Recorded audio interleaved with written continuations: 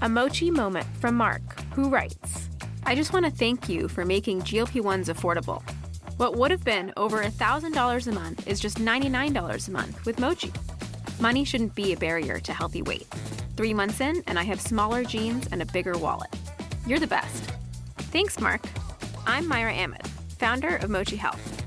To find your Mochi moment, visit joinmochi.com. Mark is a Mochi member compensated for his story. At DSW, we ask the important questions, like, what shoes are you going to wear? Whether you're prepping for wedding season, festival season, or just planning the ultimate vacay, the right shoes can make or break an RSVP. So own the moment. You've got big plans, and we've got just the shoes. At the perfect price, of course. Get ready to get ready with Designer Shoe Warehouse. Head to your DSW store or dsw.com today, and let us surprise you. Voices for Justice is a podcast that uses adult language and discusses sensitive and potentially triggering topics, including violence, abuse, and murder. This podcast may not be appropriate for younger audiences. All parties are innocent until proven guilty in a court of law. Some names have been changed or omitted per their request or for safety purposes. Listener discretion is advised. My name is Sarah Turney, and this is Voices for Justice. Today I'm discussing the case of Claudia Lawrence. In 2009, Claudia Lawrence lived in the idyllic city of York in North Yorkshire, England.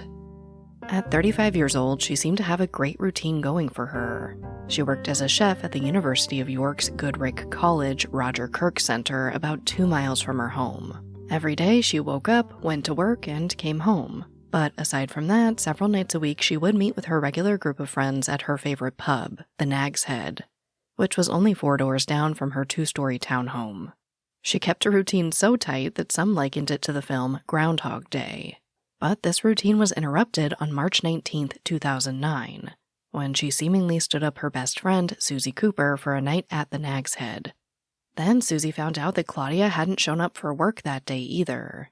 Of course, Suzy could have never imagined that her best friend would go missing, or that the media pressure she and Claudia's family craved for her would quickly turn on them. This is the case of Claudia Lawrence. Claudia Elizabeth Lawrence was born on February 27, 1974 in Malton, a small market town only a few miles outside York. She's the youngest of the family, with her parents Peter and Joan Lawrence having one daughter previously, Claudia's sister Allie. Claudia played the flute and took horseback riding lessons where she truly found herself. She continued riding until her disappearance, and lost her last childhood horse, Cobweb, only a few months before she was last seen. Her father Peter described her as brave, adventurous, and always wanting to do things. Claudia began studying catering in her early 20s, and landed several kitchen jobs in her hometown of Malton after graduation. She worked as a chef at a pub, then got a job at the Gold Cup Inn.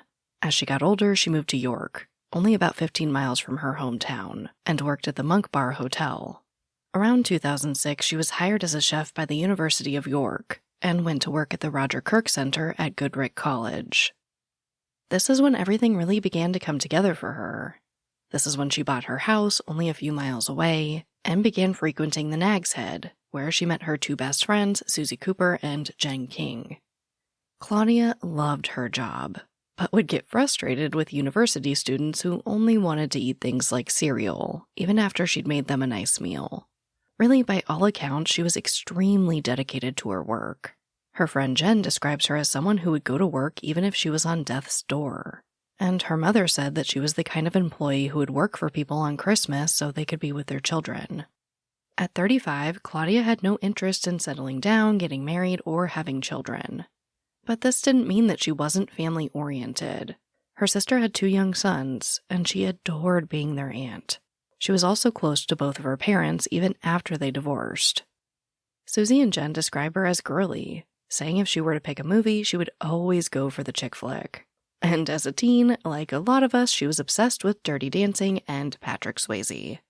One thing that those close to Claudia all agree on is that she was drawn to the sunshine.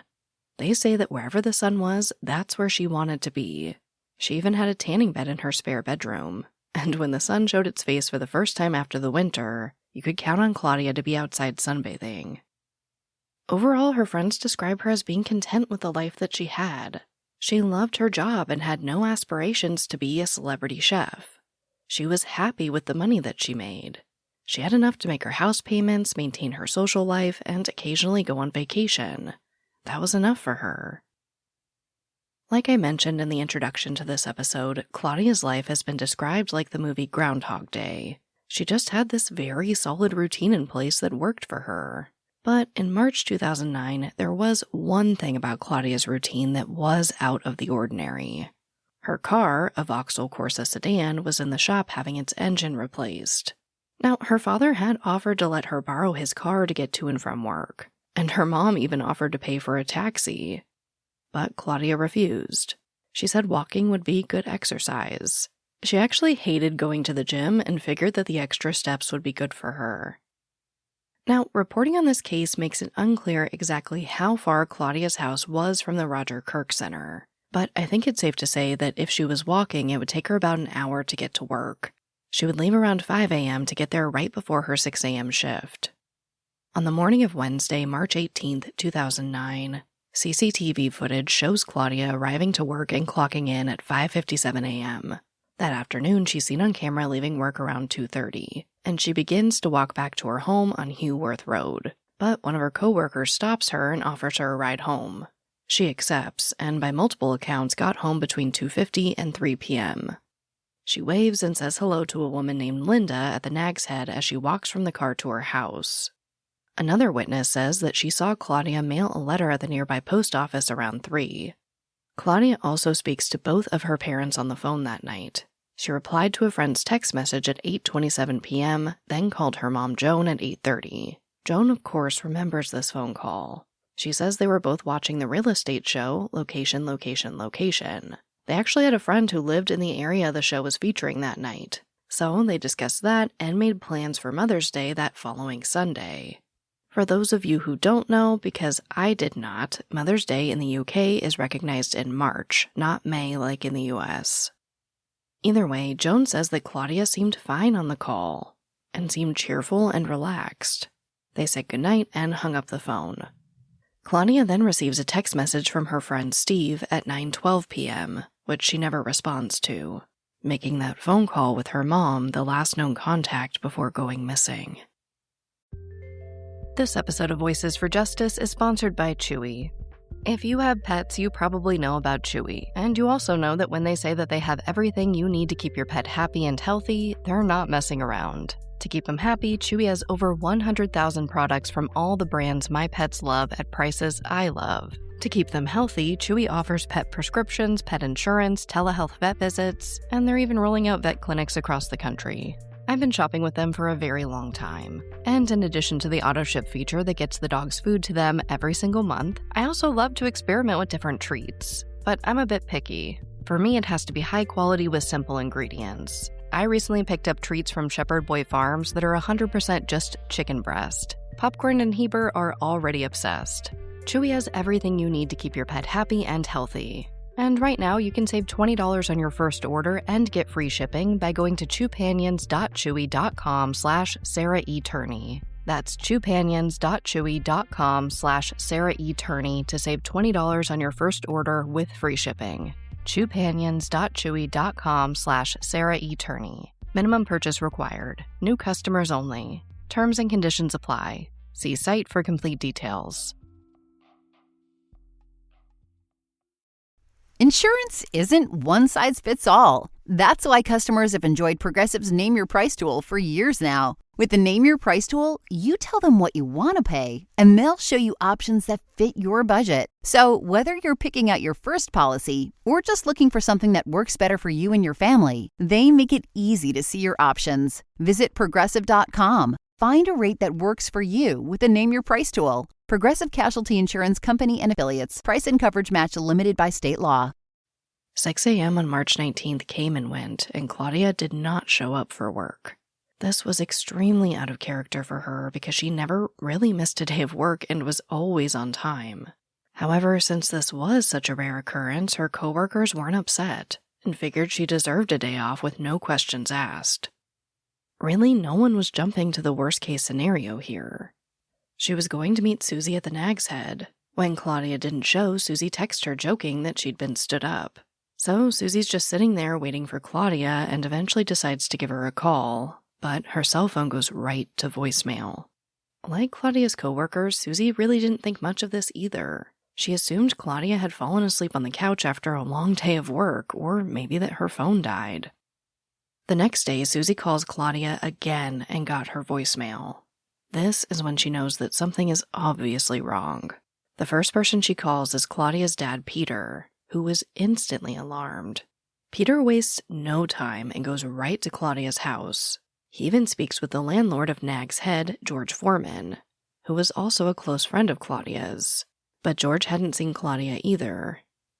Luckily, Peter did have a spare key to his daughter's house, so he went to take a look. But because this was so out of the ordinary for Claudia, he was terrified at what he might find. He imagined Claudia injured or even dead. But what he found was somehow more unsettling. Everything was perfect. Her bed was made, her slippers were by the stairs, and there were dishes in the sink that appeared to be from breakfast. Her toothbrush sat out to dry in the bathroom as if it hadn't been long since she'd used it. She had jewelry that she took off for work sitting on her vanity. It really looked like she'd gotten up and left for work that morning. The only items missing from her home were her cell phone, her gray and blue backpack that she always took to work, her hair straightener, and her chef's uniform. But of course, Peter knows something is wrong, and he goes right to the police. And they act fast.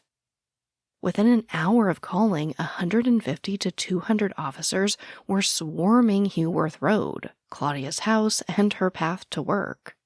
Soon, Detective Superintendent Ray Galloway of the North Yorkshire Police Department was assigned as lead detective. Pretty soon, police got a tip that someone had seen a blue and gray bag matching Claudia's on the grass at the University of York around 1 p.m. on the 19th. But by the time the police got there, it was gone. Now, in addition to searching the area and talking to those who knew Claudia, detectives start digging into really the best lead they have at this point, Claudia's cell phone, or whatever they could trace of it. They find out it was switched off in the York area at 12:08 p.m. on the 19th. Now, we don't really know how they came to this conclusion, but they do say that they think her phone was turned off deliberately versus the battery dying. Of course, they also turned to that CCTV footage I discussed earlier. Now, it unfortunately didn't show Claudia on her way to work that morning, but it did show a few things that the police found to be of interest. At 5:07 a.m., which, remember, would have been around the same time Claudia left for work, a man in dark-colored sweats with his hood up is captured on CCTV in the Heworth Road junction by Claudia's home. This is what investigators see. He appears on camera, disappears behind her house for a little over 1 minute, then appears again, walking the other way with a bag over his shoulder. Whether or not that was Claudia's bag, we just don't know. Next, at 5:42 a.m., a Ford Focus is caught on CCTV driving down Heworth Road, braking when it reaches Claudia's house. This made police wonder if it was possible whoever was in the Ford was there to give Claudia a ride to work. But unfortunately, the camera did not show her front door. So we just have no idea if she left her house and got into the Ford. But I do think it's worth noting that if she did, she would have been late to work, which is, again, extremely out of character for Claudia. Now, in addition to the CCTV footage, 2 different witnesses came forward to report sightings of a man and woman along Claudia's route to work that morning. The first, a cyclist, claimed to have seen a woman and a man on Melrose Gate Bridge around 5:35 a.m. Now, this timing is significant, because that would be approximately where Claudia would be if she left at 5 a.m. to walk to work. This sighting has become kind of infamous in her case. According to the witness, the man was holding a cigarette in his left hand, earning him the nickname the left-handed smoker in the press. A second witness said that they saw a man and a woman arguing outside a car on University Way, just outside of where Claudia would have turned to go to work. The witness said that this occurred at 6:10 a.m., meaning that if it was Claudia, she would be late for work at this point. Another woman came forward to say that she'd been stuck in morning traffic on Heworth Road sometime between March 10th and March 13th, and while she was stopped, she saw two men outside of Claudia's home. Apparently, one of these men attempted to turn Claudia's doorknob, but it was locked. This is a lot. There are a lot of leads coming at this police department really fast.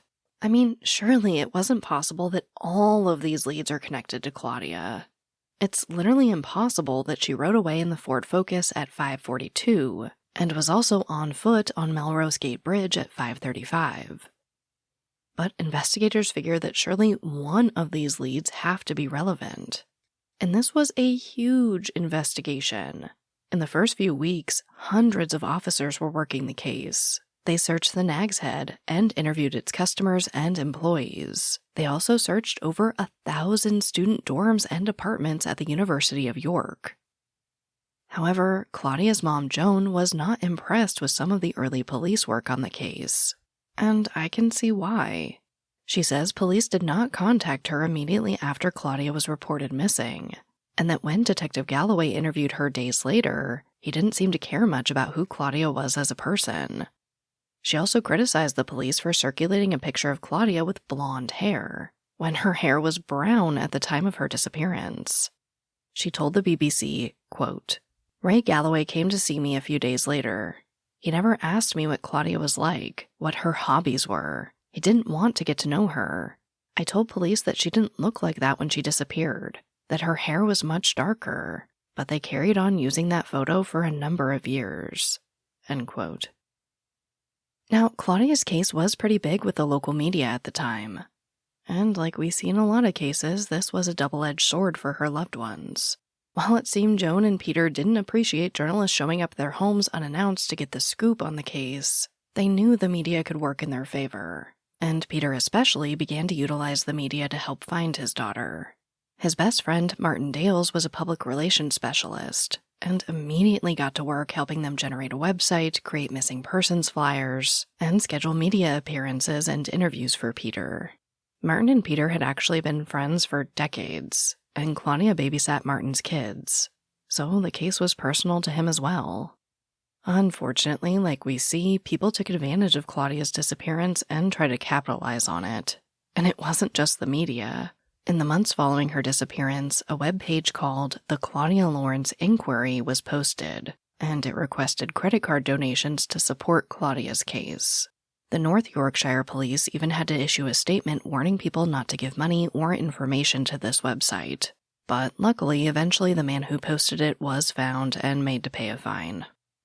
Then, 5 weeks after Claudia was last seen, the North Yorkshire police officially changed their investigation from a missing persons inquiry to a murder inquiry. But we've seen this before, and it does appear to just be a technicality. They say they did this because, although they had no proof that Claudia was dead, they also had no proof that she was alive, and reclassifying the case allowed them to allocate more resources to the investigation, because the budget for murder inquiries is higher. Now, there's a lot going on at the same time. So while all this is happening, Suzy and Jen also hosted a benefit night for Claudia at the Nag's Head on May 14th, and one of Claudia's favorite bands, the Dunwells, performed.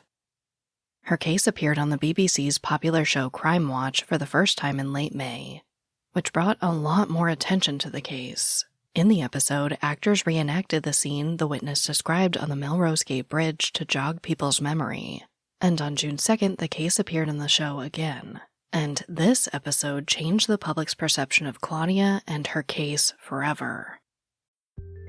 This episode of Voices for Justice is brought to you by Quince. I've been trying to be more intentional about what I wear each day. I'm leaning into pieces that feel effortless, comfortable, and still put together. And Quince has been my go-to. The fabrics feel elevated, the fits are flattering, and everything just works without overthinking it. They use premium materials like 100% European linen, organic cotton, and ultra-soft denim. And the best part? Everything is priced 50 to 80% less than similar brands. They work directly with ethical factories and cut out the middlemen, so you're paying for quality and craftsmanship, not brand markup. I recently just ordered their tiered linen dress, of course in black. I wanted to pair it with one of my favorite pairs of brown wedges. The problem was, I didn't have a brown purse. so I got that from Quince too. It's one of my favorite outfits. It's easy, effortless, and feels amazing, especially as we're getting a little bit warmer here in Phoenix. Refresh your everyday with luxury you'll actually use. Head to quince.com/justice for free shipping on your order and 365-day returns. Now available in Canada too. That's QUINCE.com/justice for free shipping and 365-day returns. Quince.com/justice.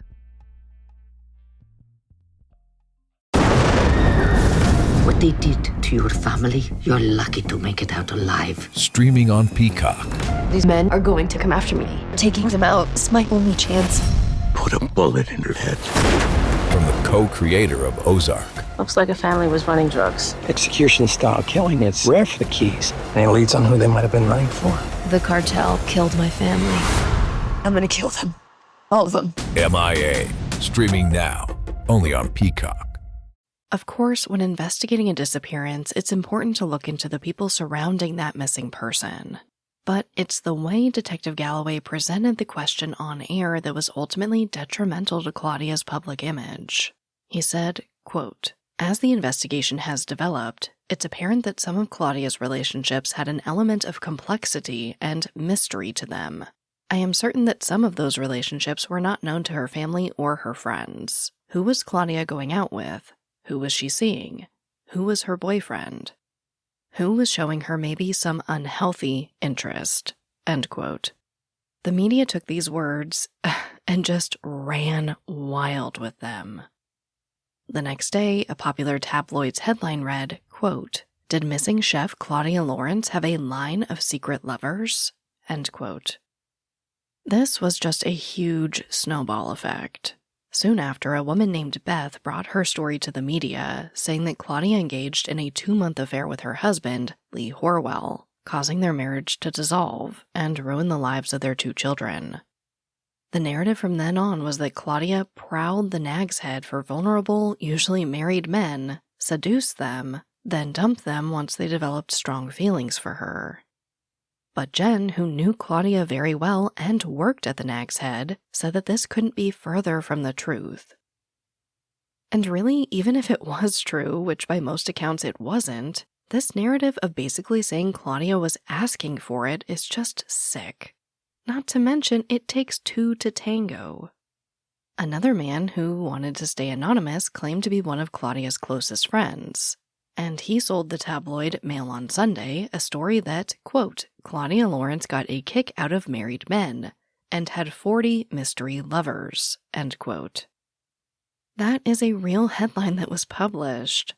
And that bizarre claim of 40 mystery lovers went viral and is really still attached to Claudia's case to this day. Claudia's friends and family came to her defense. They said yes, it was true that Claudia had been involved with some men who had a partner, but she didn't seek out married men. One of Claudia's former boyfriends, Daniel Whitehand, came to her defense in the media. The couple had dated for about 18 months starting in 2005, and he said, quote, "Claudia is a kind, beautiful girl who was desperate to be loved. There was a very romantic side to her, which made her naive about men. More naive than you'd expect for a woman of her age. She was quite gullible, in fact, and that's the concern, that she's now come to harm because of a guy she might have fallen for." End quote. Daniel told police that he and Claudia remained friends after their split, and the last time he spoke with her was in the fall of 2008. Her father, Peter, also came out to defend her against Horwell's ex-wife, saying that the media got it wrong. He says that Claudia had met Lee a few times at the Nag's Head, and that his relationship with his wife had dissolved by the time he began seeing Claudia. But it was too late. The narrative in the press and word on the street became that Claudia deserved what happened to her because she was promiscuous. Someone even told Peter to his face that his daughter deserved what she got. But Peter didn't back down. He was still making regular press appearances. And he repeatedly told reporters that Claudia would not have time to balance multiple complex relationships like some were accusing her of. She had a very strenuous job and spent most of her free time with her friends and family. He also said he didn't expect to know every acquaintance of his 35-year-old daughter either, which I think is extremely fair. Even the police realized that this was getting out of hand. Galloway held a press conference a few days later and said that the words just didn't come out the way that he meant them, and he confirmed that Claudia was not involved in any kind of escort or dating agencies, as some outlets were falsely reporting. Now, I'm sure you will not be surprised when I tell you that the media circus around Claudia's case did not end here.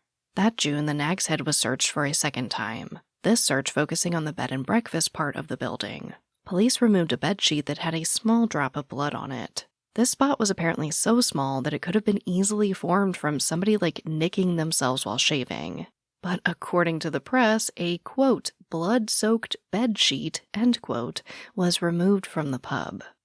Then, landlord George Foreman became implicated with The Mirror stoking rumors that he'd been arrested after Claudia's body was found in the pub, which could not have been further from the truth. Salacious stories about George being responsible for, or at least knowing more than he let on about Claudia's disappearance, ran for weeks. This caused so much harm for him and his wife that he eventually quit managing the Nag's Head. Again, this just becomes a huge snowball effect. In July, a man from Selby drunkenly called police to report that he'd found Claudia's body under a bush. This was, of course, false, and he had to pay court fines for misleading a police inquiry. But of course, while all of this was happening in the media, the real investigation was still ongoing in the background. As summer turned to fall with no leads bringing answers, police turned their investigation in a new direction, to the island of Cyprus, all the way in the Mediterranean Sea east of Greece. Cyprus was one of Claudia's favorite vacation spots. She'd gone on her first trip while she was dating Daniel and had fallen in love with it. He told investigators that it became like her second home. And remember that text message Claudia received at 9:12 p.m. that she didn't respond to? It was from her friend Steve Salmons in Cyprus. She'd met Steve in York, at none other than the Nag's Head pub. He was a member of her friend group, and she saw him there regularly until he moved to Cyprus. The text from Steve was asking when she planned to return. She'd been on 5 trips there since her first, the most recent being in October 2008. She reportedly planned to go back in April. Now, Jen had actually gone with her on one of these vacations, and told investigators that every day they were there, someone at a bar or restaurant offered her a job if she moved there. So investigators formed a new theory. Maybe Claudia decided to escape to Cyprus. It didn't make total sense, because her passport, other identification, as well as her bank cards were all found in her home. And again, there was barely anything missing from her home. Certainly not enough to start a new life in a new country. But still, the North Yorkshire police pursued the lead. Multiple officers were sent to Cyprus to conduct interviews with people who Claudia may have interacted with there. Of course, their first step was to interview Steve Salmons. Not as a suspect, but to get his help in identifying who may have offered Claudia jobs while she was there. He worked as a bartender and was connected within the industry. In a press conference, Galloway stated that one of the people they wanted to speak to in Cyprus was actually in England on March 18th, but nothing came of their interview with this person. Overall, Galloway stated that many of the people in Cyprus were not eager to talk, but from the work they did, they ruled out that Claudia was there. With really no trace of where Claudia may have gone, investigators went right back to focusing on her love life. In October, Galloway issued a statement asking men who had been involved with Claudia to come forward, and also warned them that if they didn't, to expect a knock at their door. He theorized that many of them were not coming forward for fear of their relationship with Claudia being exposed. He basically promised them that they could be interviewed confidentially if they willingly came forward. But if they maintained their secrecy, they were foregoing that option. Basically, come to us or we're going to expose you. It's unclear exactly how this worked out for investigators, but another potential lead came to light when 2 different women reported stories of a rusty old white van in the area. The first witness had come forward in June, saying she saw a suspicious white van on Melrose Gate. She said the male driver got out and attempted to talk to her, but she could not provide a physical description of him. A second witness told police that she'd seen a white van parked along Melrose Gate several times in the days before Claudia's disappearance while she was on her morning jogs. She too said that the man once got out of the van and attempted to speak with her, but she continued jogging and did not engage with him. Although this detail was left out of her interview with police for some reason, this witness reportedly told other sources that she never saw the white van again after the day that Claudia went missing. Galloway released an inquiry for information on a white van, but stated that the two witnesses described different vans. In November, a comment was posted to the Finding Claudia Facebook page, reading, quote, "Hi everyone. Just let you be aware that I am okay, and I am safe and sound. Speak to you all soon. Claudia XXX." End quote. Now, Claudia's loved ones were quick to say that this was a hoax, because according to them, Claudia was not social media savvy. She didn't even own a computer, and never had any social media accounts. And they were right. The comment was traced to a teenage boy in Oxfordshire. He was arrested, then released, and given community service as punishment. As the first holiday season without Claudia passed, there weren't many reports of progress being made in the investigation. In February 2010, police took a step that many felt was long overdue. They inventoried the items in Claudia's house for the first time. On February 26th, on the eve of Claudia's 36th birthday, a National Day of Awareness was held to bring attention to her case. This event was just one of the many efforts by Peter and Martin to keep Claudia's name and face in the media. Around this same time, Galloway announced that they had traced a man in the Irish Republic who had at one point been in a relationship with Claudia, but say he had denied it repeatedly until they went to visit him in person and confronted him with evidence. He was cleared of any wrongdoing, but Galloway stated that this had happened multiple times. People had denied being in a relationship with Claudia until provided with overwhelming evidence that one had occurred. Then in March, a potentially crucial piece of information comes to light. One of Claudia's co-workers comes forward a year after her disappearance to say that he recalls on Tuesday, March 17th, Claudia came into work looking extremely tired. He says he asked her if she was all right, and she told him that the night before she'd gone out with a man until around 5 a.m. Considering she had to be at work at 6, she hadn't gotten any sleep. Police released a statement saying that they wanted to speak to this man. While police were waiting for this man to hopefully come forward, they continued physical searches for Claudia that spring, beginning with an area near the university known as the Outgang. This is apparently an open, outdoor space with fields and pathways. People often jog or walk their dogs there. Police used 3 tracking dogs in this search, but didn't find anything matching Claudia's scent. Around this same time, police got a tip that Claudia attended a house party in 2007 in Ellerton. This resulted in a 2-day search of the property, but nothing was found. While it seemed like they were reaching a bit at this point, at least they were trying to find Claudia. But not everyone agreed that this was a good thing. By July 2010, the North Yorkshire police began facing criticism from the National Policing Improvement Agency for how much time and money they'd spent on Claudia's case, especially because they'd failed to produce a solid lead into where she was, or identify a single credible suspect. After this, Galloway announced that while the inquiry into Claudia's case was still very much alive, they were having to scale it down significantly due to department resources. Another blow to Claudia's friends and family came in October, when Crime Stoppers withdrew their £10,000 reward for information. When Peter and Martin asked about it, Crime Stoppers told them that police had not requested for it to be renewed. When they asked the police, they blamed it on Crime Stoppers. But this created a larger issue, because all the widely circulated flyers for Claudia listed the reward on them, and now they all had to be removed. These flyers were on police cars and buses, and Peter and Martin had to pull several ad campaigns that featured the reward. Eventually, Crime Stoppers did reinstate the reward for a few months, but pulled it again for good in February 2011, saying that they had limited funding and needed to give other cases a chance. And the hits just kept coming. To make matters worse, it was determined that the tip that led them to search the Outgang at the university was another hoax.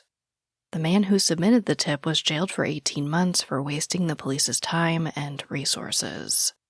On Claudia's 37th birthday in February 2011, a candlelit vigil was held to raise awareness for her and other missing people in England. Peter had become very involved with the British charity Missing People and began advocating for other cases too. Kate McCann spoke at the event in support of Peter and Claudia, as well as to honor her missing daughter, Madeline McCann. She said, quote, "Our daughters are different ages, and the circumstances are very different, but we share the same pain and fear and hope. It's nice to be able to support each other, because it's one of those things that unless you've been in that situation, it is very difficult to understand." End quote. In his work with missing people, Peter advocated for legislation that made things easier for families of the missing. He shared that only a few weeks after Claudia's disappearance, he realized how difficult it would be to maintain her house payments and other bills. There was no system in place to allow him to take over her financial affairs, because there was no proof that she was deceased. In 2011, Scotland and Ireland both had a presumption of death law in place that allowed for a guardian to become a trustee for that missing person's affairs. No such law existed in England or Wales, and Peter began lobbying Parliament to establish one.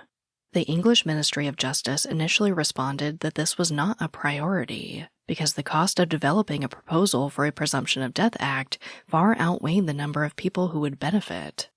The head of Missing People, Martin Houghton Brown, responded saying, quote, "As it stands, if your house is burgled, you're automatically offered emotional, practical, and legal support.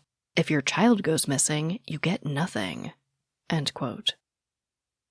Finally, in late 2011, the government introduced legislation that supported issuing certificates of presumed death. But the battle for the rights of families of the missing was far from over. Peter said in a statement, quote, "I was amazed and disgusted to find in my discussions with other families in similar positions that there is no mechanism in this country to enable families to deal with the practical, financial, and legal issues of the missing person. I realized it within about 5 weeks of Claudia disappearing. I have had this for over 3 years, and many hundreds of families have had this horrible experience for far longer.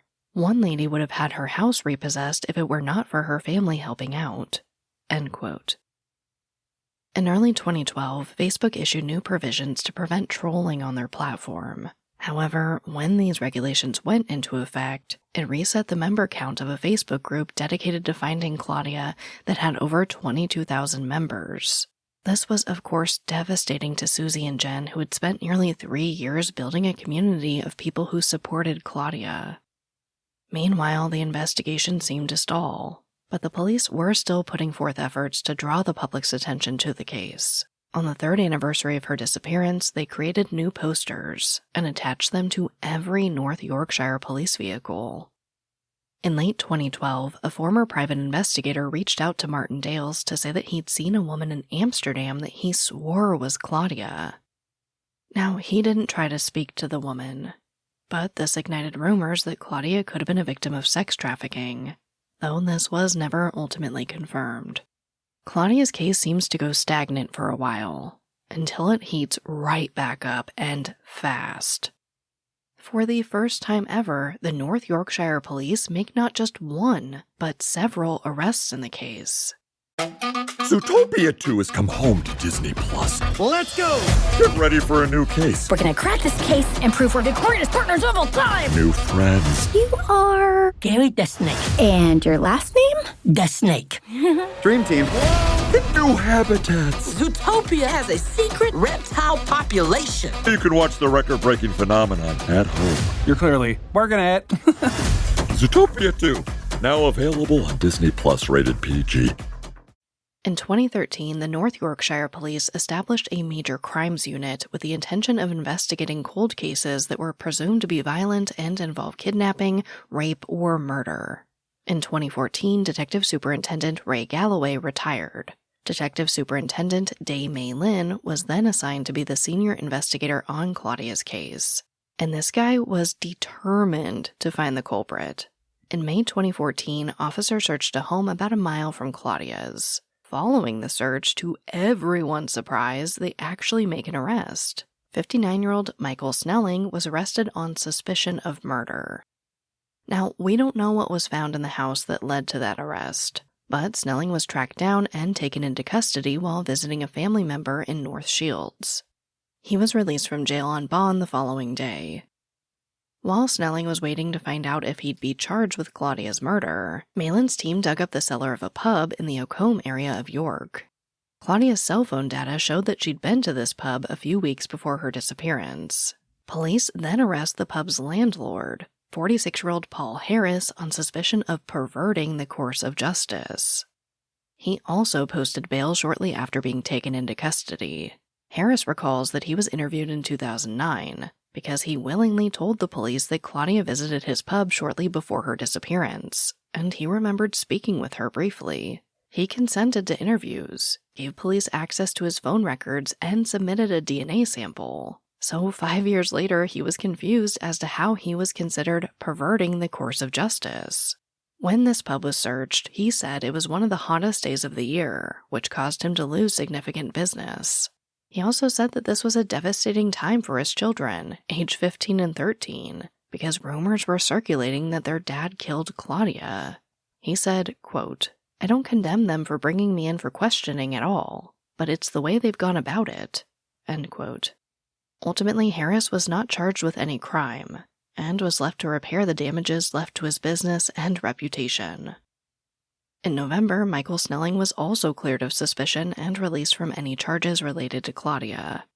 But Malin's team did not stop here with the arrests. In March 2015, another 59-year-old man who frequented the Nag's Head was arrested on suspicion of murder. His name was not released to the public. Following this arrest, a group of 3 men, all in the building and construction industry, sat around a table at the Nag's Head joking that they were placing their bets on which one of them would be arrested next. At this point, a lot of people felt that police were just arresting random patrons of the bar. But word about this got around to Malin, and he was not laughing at the joke, because all 3 men were then also arrested on suspicion of murder in April. All 4 men remained in jail until they were allowed out on bail in September 2015. Nearly a full year after their initial arrest, in March of 2016, the Crown Prosecution Service announced that there would be no charges filed against the 4 men due to a lack of evidence. After this, Malin concluded his investigation into Claudia's case. He says that he firmly believes someone close to her was responsible. He just didn't know who. From this point, the case was placed in a reactive phase, meaning further investigation would only take place if a new lead came to light. Meanwhile, Peter Lawrence was still working hard to advocate, not only for Claudia, but for rights of missing people's families in the UK. After the Presumption of Death Act was passed, Peter was determined to have a guardianship program established. This would allow the families of those presumed to be dead to appoint a guardian to handle the missing person's financial and legal matters. It would also legally allow payment to stop for services such as utilities and mortgages. All of this was outlined in the Guardianship Missing Persons Act 2017, informally known as Claudia's Law. Although the act was presented in 2017, it didn't pass until July 31st, 2019.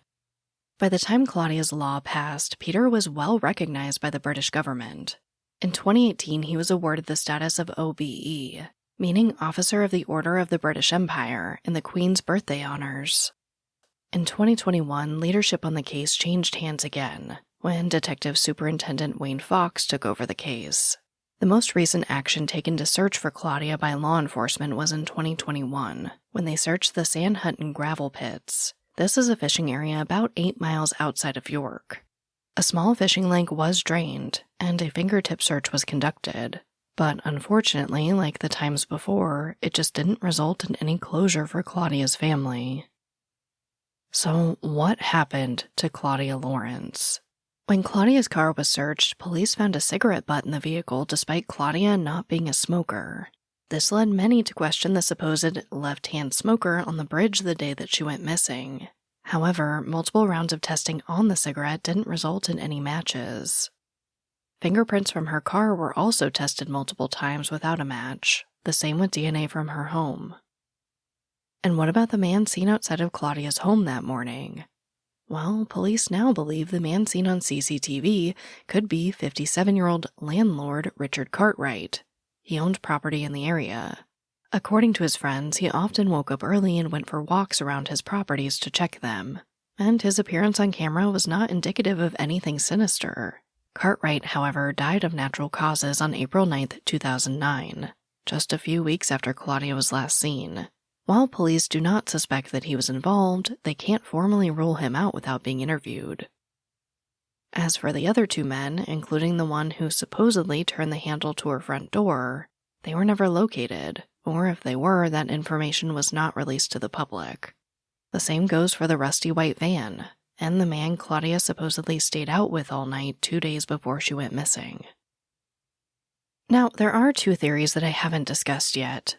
The first has been rumored as long as Claudia's been missing. At the time of her disappearance, the Ron Cook Hub was being built on the University of York campus, and the construction site was active when Claudia went missing. Because it was so close to her home and her walk to work, as well as rumors that she'd been on dates with men in construction, it's been long theorized that she's under the building. I wasn't able to find any reporting that confirms or deny if any kind of sonar search has been done of the ground beneath the facility. So for now, the theory just sits. The next theory is that Claudia was the victim of a potential serial killer, Christopher Hallowell. He's a taxi driver who was convicted of the 2011 murder of Sion O'Callahan, who he abducted outside a club in Swindon. Sion, unfortunately, wasn't his only victim. In fact, while being interviewed in relation to the case, he confessed to the 2003 murder of Becky Godden Edwards, who was 20 at the time of her death and also taken from a Swindon nightclub. Hallowell even told investigators where Becky was buried, and they found her remains there. However, there was controversy surrounding this confession, because the lead investigator on the case, Steve Fulcher, had tracked Hallowell down and interviewed him without his lawyer being present. Initially, he was not charged for Becky's murder because his confession was deemed inadmissible. However, after being found guilty of killing Sion, a judge ruled that his confession in Becky's case was admissible, and he stood trial for her murder in 2016, where he was found guilty. You may be wondering what any of this has to do with Claudia's case. These women were taken from clubs in Swindon, and as far as investigators knew, Claudia hadn't visited the area prior to her disappearance. But there was one detail that investigator Steve Fulcher couldn't ignore. Sion was murdered on March 19, 2011, exactly 2 years to the day since Claudia's disappearance. The thing is, this date is significant to Hallowell, because in the 1980s, his girlfriend had broken up with him on that day, March 19th. Now, of course, this could all be a coincidence, but it's worth noting that the theory was furthered by a shocking discovery police made about Hallowell when they found Sion's remains. He apparently had a collection of over 30 articles of women's clothing and accessories. Police called it a trophy store. In this collection, they found Becky's cardigan and Sion's high-heeled boot, leading investigators to believe that Sion and Becky were far from his only victims. In 2017, the Wiltshire police, who preside over Swindon, released a statement saying that they'd been working with the North Yorkshire police, and that neither agency believed that Hallowell was connected to Claudia. But one person who strongly believes that he may be involved is Claudia's mother, Joan. She told the Mirror, quote, "Something has always bothered me about Hallowell, and leaves me feeling very uneasy. The police may not have proved he had anything to do with my daughter's disappearance, but they haven't disproved it either. I still don't feel the police have investigated the link between Claudia's disappearance and Christopher Hallowell." End quote. Now, Joan was shown pictures of the articles of women's clothing and accessories that Hallowell had, and she couldn't identify any of them as Claudia's. But she says she only saw photos, not the actual items, and added that the photos were old and messy, so she couldn't be sure. Joan shared in an interview that when she continued to press the North Yorkshire police for answers about Hallowell, an officer told her that she could always go visit him in prison and ask herself. In 2021, former police intelligence officer Chris Clark and true crime writer Beth Truman released a book called The New Millennium Serial Killer, in which they try to link Hallowell to 27 different murders, including Claudia's.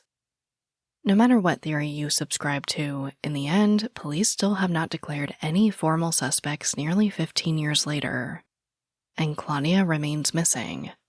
Peter Lawrence passed away on February 11, 2021. Peter's best friend and the man who fought so hard for over a decade to keep Claudia's name and face in the spotlight, Martin Dales, passed away in May 2022.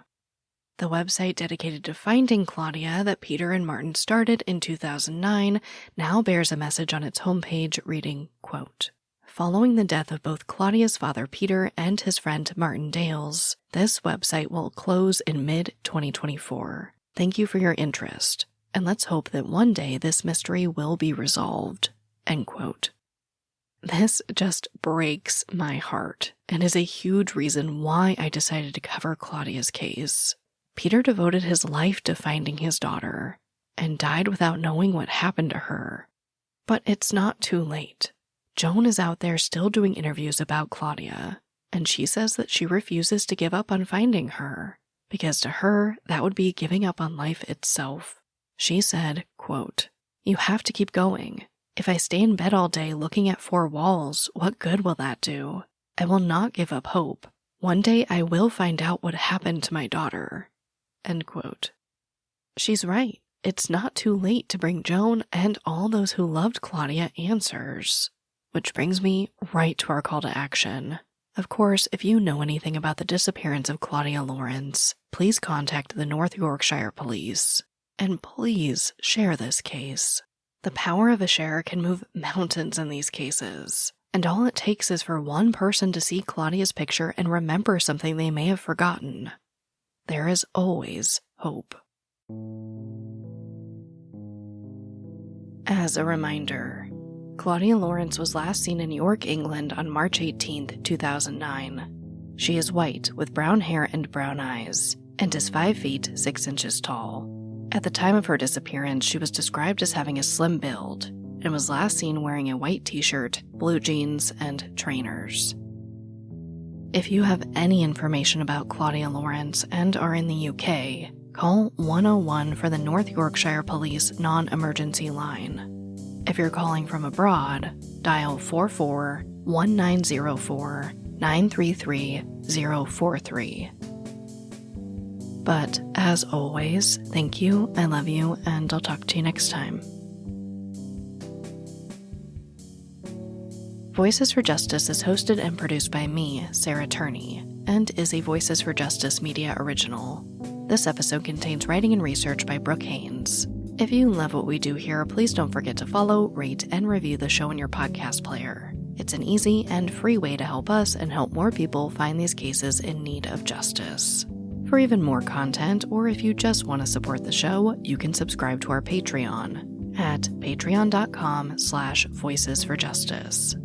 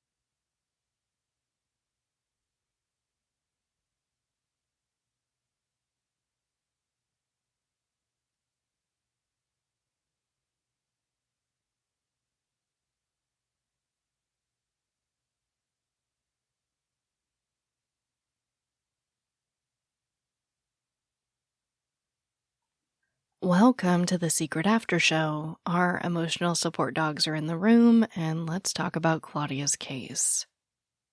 I think it's hard to say what happened to Claudia, but I think it's really clear that we know that the irresponsible media led to a lot of crap in this case.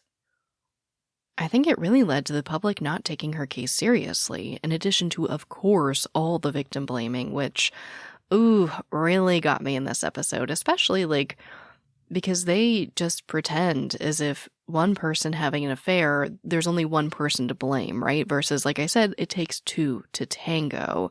Now, I'm not saying that, engaging in relationships with people who are already taken is correct. I'm just saying if that did happen, if that's true about Claudia, it's not entirely her fault. And also, never in any craziest sense of leaping to a conclusion would that lead to her deserving whatever may have happened to her. And I will always go back to this too, because people are always going to judge, right? I mean, that's just life. People will always judge these victims as much as I wish that they didn't. But it goes back to also depleting police resources. They have to go back and correct this misinformation. They have to discuss these cruel hoaxes, like that teenager claiming to be Claudia on Facebook. I mean, even taking the time to have to charge these people is ridiculous, and resources did come up in this case. They were scaled back because people felt like they were spending too much money on Claudia's case, which is a different subject altogether that I'm not going to get into in this after show, but I just want to say that media speculation, when it gets insanely out of hand like it did in this case, has a huge ripple effect. And of course, I can't help but talk about how I got emotional at the end. It's really hard to tell these stories. One, in the first place, full stop right there. It's hard to tell these stories. But two, to tell these stories when you're talking about these people who work so hard to try to find their person, or even if it's not their person, they just work so hard to try to find some type of conclusion, and then they don't. And oof, the website coming to a close. I mean, that's why I did it. Please share Claudia's case because I don't really know where it goes from here.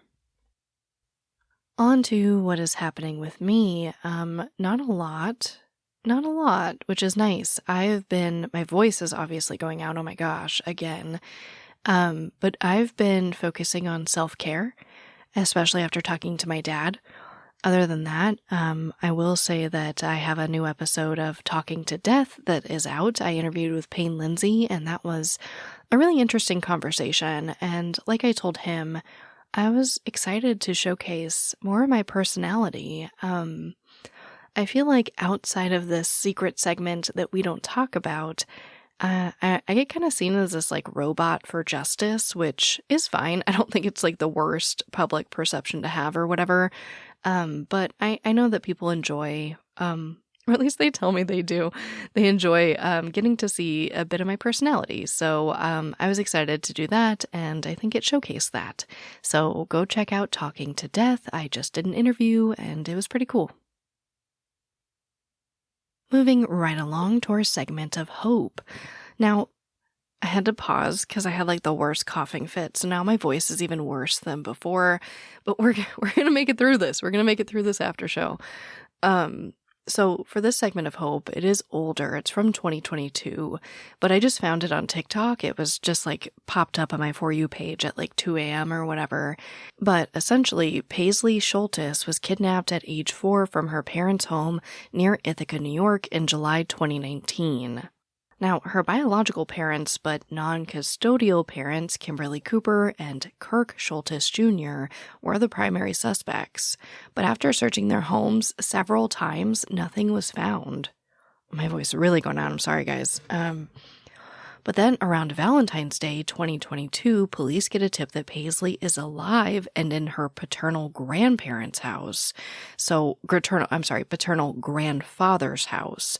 So they do another search. This time, one of the officers notices something really strange about one of the basement steps. So he begins investigating with his flashlight. And between the steps, he saw what he thought was a blanket.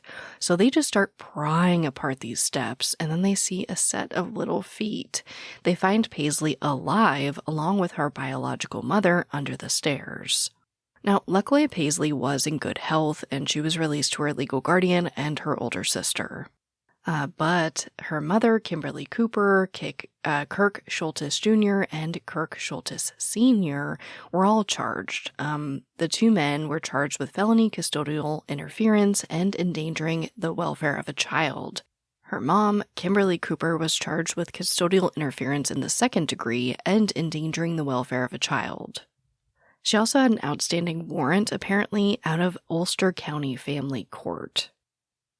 Now, apparently, just a few days after getting out of custody for this crime, Kirk Jr. was arrested for a string of burglaries in his area. So I think it's safe to say that it's a good thing that Paisley is safe, healthy, home with her sister, and away from these parents, which is why it makes this segment of hope. Also, because it came from a tip. Somebody called in a tip, and you guys, this is why I always have these calls to action.